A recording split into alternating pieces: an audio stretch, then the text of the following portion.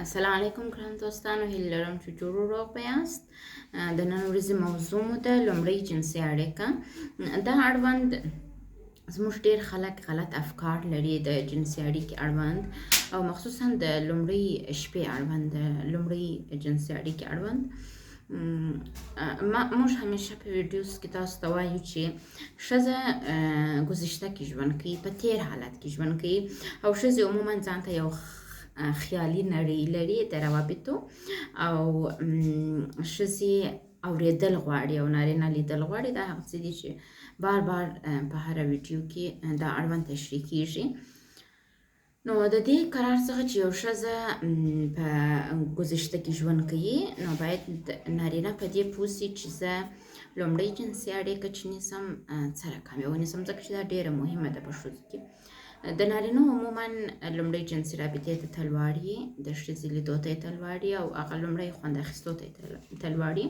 خو دوی په دا تلوار کې دا ته هېروي چې یو ښځه ګذشته کې ژوند کوي. که دلته تاسو غلطي هم نه وي کړې، یا مو عجله کړې وي، یا حتی عجله هغې هم کړې وي، تاسو ورسره کړې وي.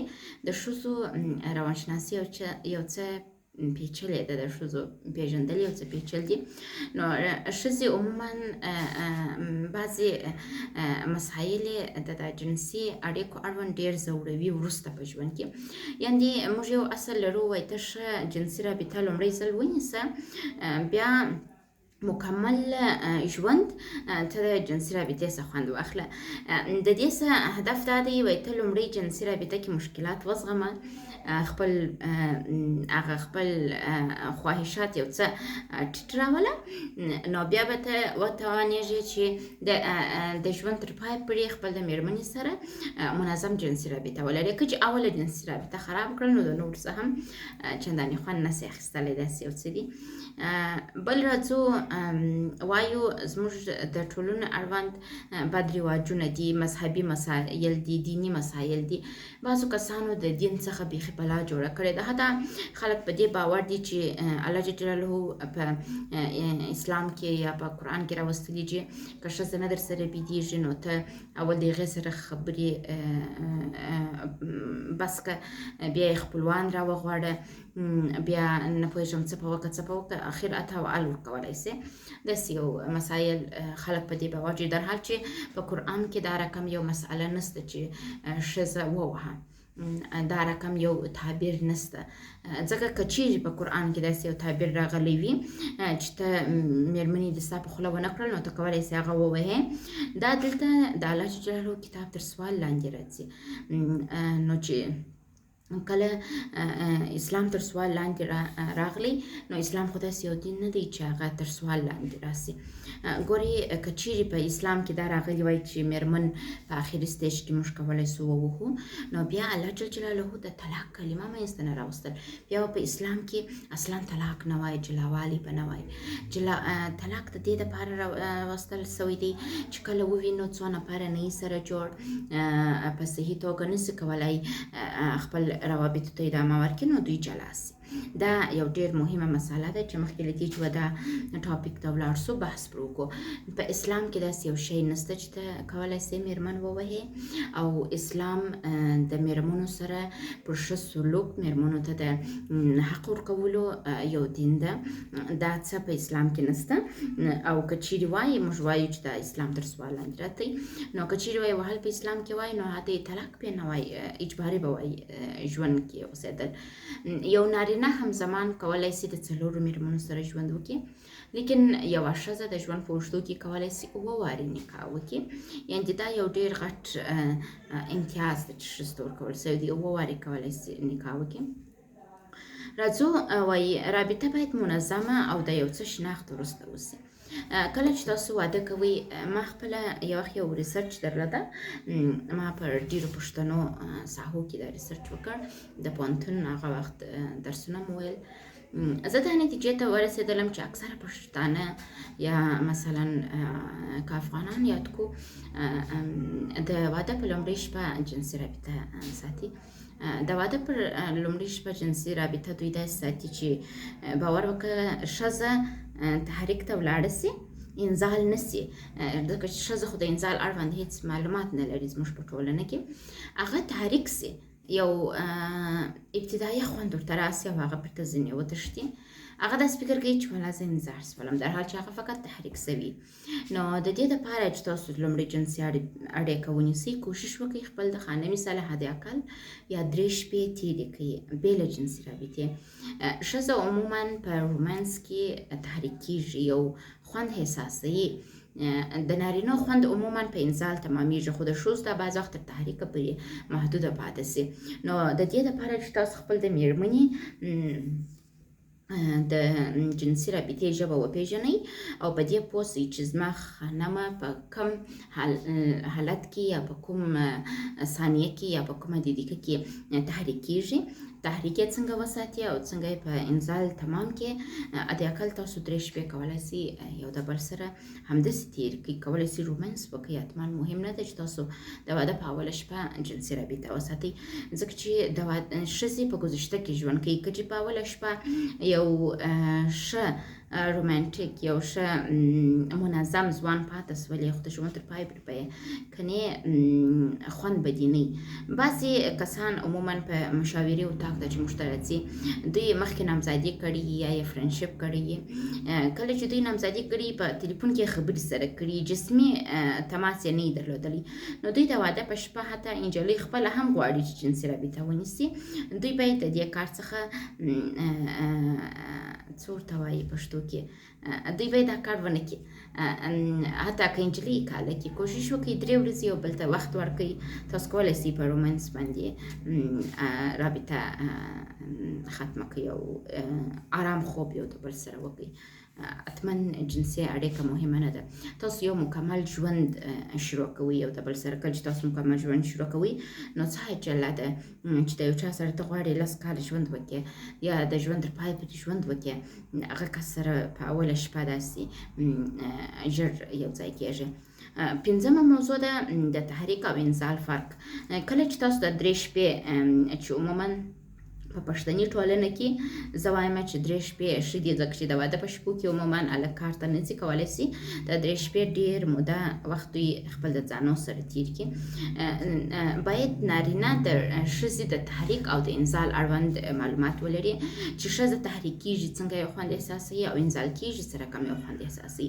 د ښځو بدن د نارینو د بدن څخه فرق دی نارینه چې تحریک کېږي خوند شروع کېږي پر انزال ختمیږي ښځې چې تحریک سي یو ابتدایي خوند حس کوي او وروسته دا خوند که په انزال ته د رسېدو پورې ډېر وخت نیسي نو بعضې وخت ښځې لږ تحریک سي خوند حس کړي هغه خوند ځینې وتښتېږي د ښځو افکار تښتېدونکي دي هغه بیرته ورته رانسي او هغه انزال نسي دغه چې یو ځل تحریک سي یا بعضې وخت که تاسو اورېدلي بعضې ځوانان وایي زما مېرمن په رابطه کې 2 وارې انزال کېږي 3 وارې انزال کېږي نه ستاسو مېرمن په رابطه کې 2-3 وارې نه انزال کېږي بلکې هغه 2-3 وارې تحریک کېږي تحریک بیرته د منځه ځي او انزال ته نه رسېږي دا ډېر مهمه مسله ده نو تاسو د تحریک او د انزال فرق باید وپېژنئ او د ښځې چې تحریک سي او د هغه تحریک سره تاسو کومک وکړئ چې دا به انزال ته ورسېږي نو دا رابطه منظمه سول یو شی چې په پښتنو کې ډېر دی زموږ د پښتنو ښځې ډېر ژر زړېږي ډېر ژر جلد خرابېږي په جلد باندې لکې راځي د تشویش دانې راځي او ډېر ژر سپین سرې کېږي علت یې دغه دی چې زموږ ښځې منظم نه انزال کېږي زموږ ښځې عموما دا زموږ یوازې زموږ د ټولنې ښځې نه یادوم دغه مشکل په هندوستان کې هم شته دا مشکل په پاکستان کې هم شته حتی په سنتي فامیلو کې په ایران کې هم شته په داسې ځایو کې ډېر دا مشکل شته نو موږ زه ویډیو ډکوم نو د ښځې دروغ وایي ښځې د انزال اړوند د تحریک اړوند یا خپل د خوند اړوند یا هغه څه چې دوی احساسوي عموما دروغ وایي. دوی د خپل نارینه‌و څخه شرمېږي، دوی خپل د نارینه‌و په منځ سره ډېر د شرم احساس کوي چې دا خبرې کوي. حتی ما داسې جونې هم ولیدلې چې هغوی خپل د خاوند څخه ستر کوي، هغه خاوند چې ورسره ناست وي پوړنی پر سر یې، یعنې په یو کور کې چې نامحرمه نه یې، په یو کور کې چې مېړه او ماینه او اولادونه یې، څه ضرور چې ته پوړنی پر سر یې، اصلا پوړنې ته څه ضرورت نه. نو کله چې یو څوک دومره حیا د خپل خاوند څخه کوي، دا زموږ د پښتني ټولنو، حتی د هندوستان په ټولنه کې، په بعضې ایراني ټولنه کې، پاکستان ټولنه کې چې ما لیدلي دي په خپلو سترګو، دوی د مېړه څخه حیا کوي. نو دا حد اقل تاسو که وګورئ موږ چې سریالونه وینو، با نظمه ښځې، با نزاکته ښځې، دغه رقم تاسو کولی شئ په کور کې هم واوسېږئ. دا وریښتان کولی شئ رایله کوي، حتما چې واده ته ځئ تاسو وریښتان رایله کوئ. زموږ ښځې چې واده ته ځي میک اپ کوي، په کور کې نه کوي. تاسو کوشش وکړئ چې په کور کې میک اپ وکړئ، په کور کې وریښتان رایله کوئ، په کور کې ځان سینګار کړئ، ښایسته کالي واغوندئ، ځان ته ورسېږئ. دا هغه څه دي چې تاسو کولی شئ خاوند هم راضي وساتئ، او ستاسو خاوند به هم یو څه ویني، سترګې بیا په نورو ښځو کې نه وي. نو زموږ ښځې دومره ستر د خاوند څخه کوي چې پوړنی پر سر یي. نو طبیعي خبره ده چې دوی د تحریک او د انزال فرق نه شي کولی، او دوی که تحریک سي څو ځله، دوی وایي چې ولا زه څو وارې انزال شوم. در هر چې ښځه څو وارې نه انزال کېږي، ښځه یو پله انزال کېږي، خو تحریک ښځه تحریک سي، خوند واخلي، خوند ورک سي، بیا خوند راسي، خوند ورک سي، دوی فکر کوي چې زه انزال شوم. نه، دا ته موږ تحریک وایو. کوشش وکړئ چې دا تحریک دوامداره سي، وقفه په مابینځ کې رانه سي، او ته انزال سي مکمله. او کله چې ته منظمه انزال سوې، بیا ښځه نسي کولی دوام ځل انزال سي. دا ناممکنه ده، ځکه چې ښځه ډېر خپل انرژي په دې کې د لاسه ورکوي. او د دغه انزال وروسته چې تحریک په انزال واوړي، یعنې مسلسله اوسي، دا څو دقیقې په بر کې نیسي. او یو شی ده چې ښځې ډېر د ستړیا احساس کوي، او ښځه داسې کېږي چې مثلا لکه یو کوچنی مور، یو 3 میاشتنۍ یا 2 میاشتنۍ یا 6 میاشتنۍ، عموما کوچنیان د 4 میاشتو وروسته خپله مور پیژني، احساس پیدا کوي.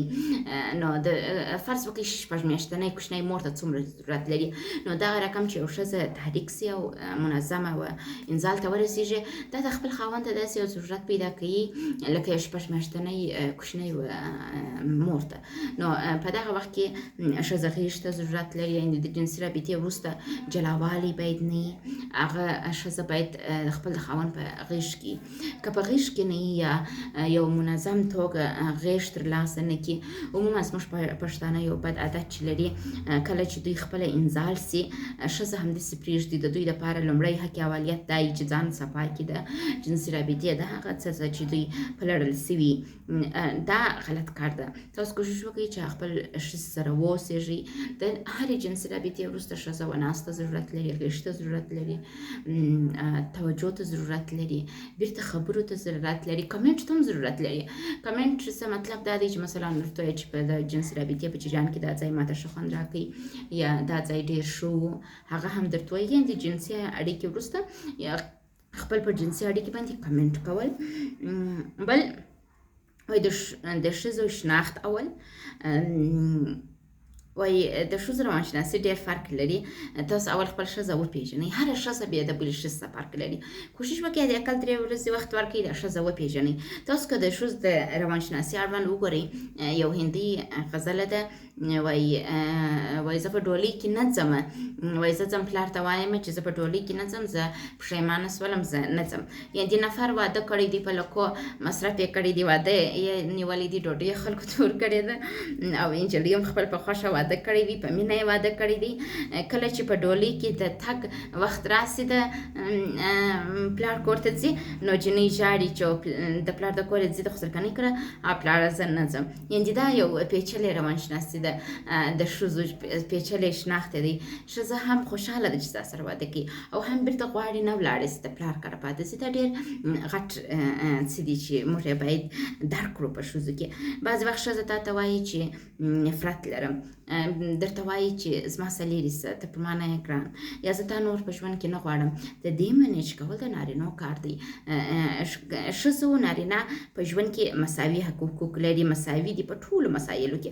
لیکن کله چې روابطو ته راځو، د میړو د مینې رابطه راځي، میړه اول نفر دی، میرمن دویمه نفره ده.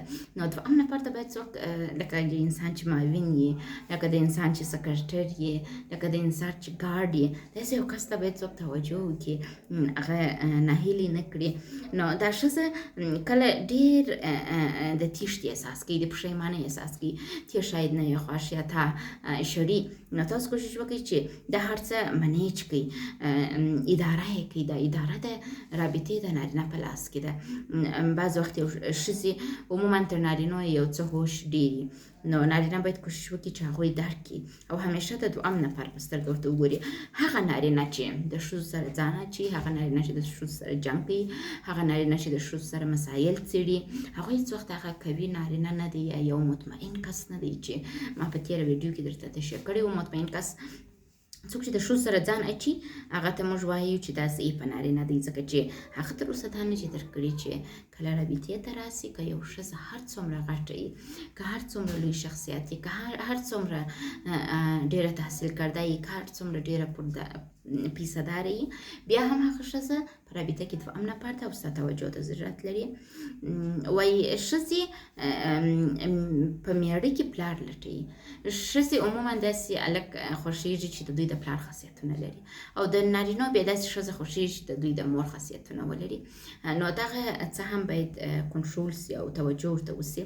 د نجلۍ د پلار اړوند معلومات پیدا کړئ او کوشش وکړئ چې د هغې د پلار اړوند رقم واوسېږي، وبخښئ. نهمه موضوع مو راځي، وایي د لومړۍ جنسي رابطې مشاوره واخلي. مخکې له دې چې واده وکړئ، کوشش وکړئ د روابطو ډاکټر سره، د روابطو روانشناس سره تاسو مشوره وکړئ چې زه واده کوم، دا مې میرمن ده، دا مې زه یم، یا زه مشاورې ته ضرورت لرم. خپل شرایط ټول ورته وایاست، کوم سوالونه چې هغه درڅه کوي، او هغه به یو ډېر منظم مشوره تاسو ته درس کړي او تاسو به ډېر ښایسته لومړۍ رابطه ولرئ او ستاسو رابطه به نه خرابېږي. مخکې له دې چې ویډیو پای ته ورسوم، دا خبره زه بیا هم کوم، ښځې په ګذشته کې ژوند کوي. که تاسو خپل لومړۍ جنسي رابطې کې یو څه حوصله وکړئ، صبر وکړئ، تر څو هغه وپېژنئ او هغه درک کړئ، نو بیا تاسو همیشه د خپل ژوند خوند اخیستلی شئ. او که مو دا کار ونه کړئ، نو ناممکنه ده چې تاسو بیا وروسته یو مینه ناکه او ښایسته ژوند ولرئ.